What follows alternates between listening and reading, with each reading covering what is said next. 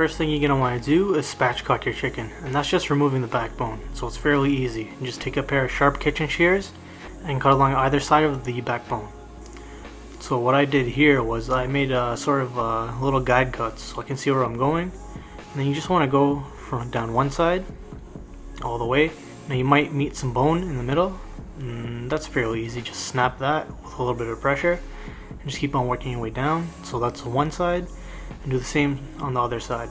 So again, you're going to meet a little bit of bone maybe, and just apply a little bit of pressure and you should be good. And then just like that, your backbone is going to be out. And just save that. You can use that in stock or whatever.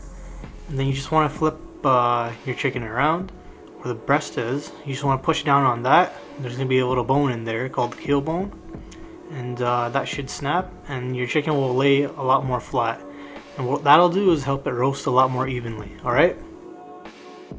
So the next thing you're going to want to do is grind down your spices. So I have about a teaspoon each of cumin, coriander, as well as a couple of pinches of red pepper flakes in my mortar and pestle.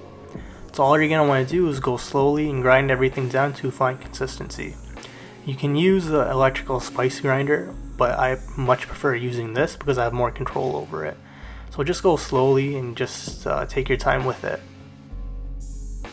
Okay, so our marinade is going to be really simple. All you need to do is take 4 to 5 cloves of crushed garlic, 1 inch of ginger that's grated. You can keep the skin on too with that. Add in our spice mix and about half a teaspoon of smoked paprika, and then you're going to want to add in about 2 teaspoons of dark soy sauce.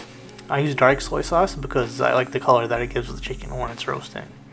And then after that, you're going to want to hit the marinade with the juice of about 2 oranges and 2 limes. And you can just put in a little bit of salt and pepper on top of that. And don't forget to add in the zest of both the orange and the lime, because it'll give the chicken a nice perfume when it's roasting away in the oven.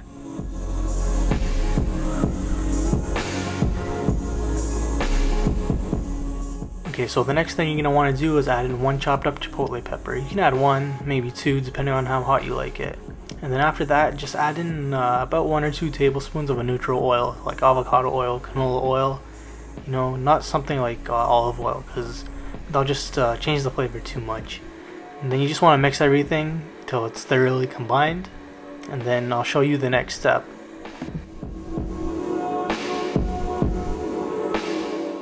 Okay, so it's time to marinate the chicken. So all we're going to do is take our deboned chicken that we did earlier and just put it in the marinade. And use a bigger dish than I did to do this, honestly, because I was struggling, as you can see.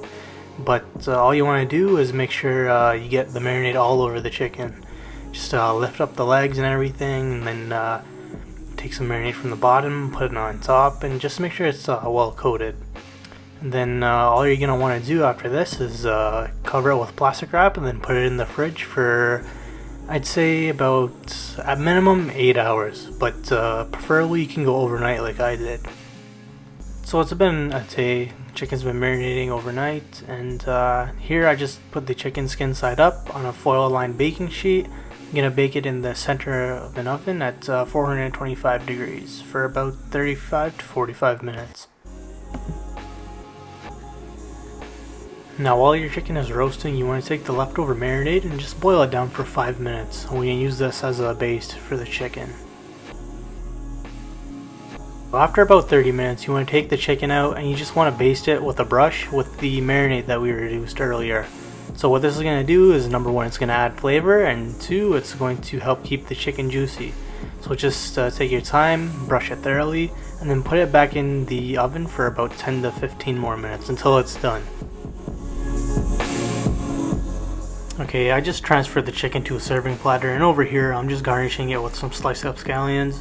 You can use coriander or chives. Hit it with a little bit of lemon or lime too. That'd be really nice.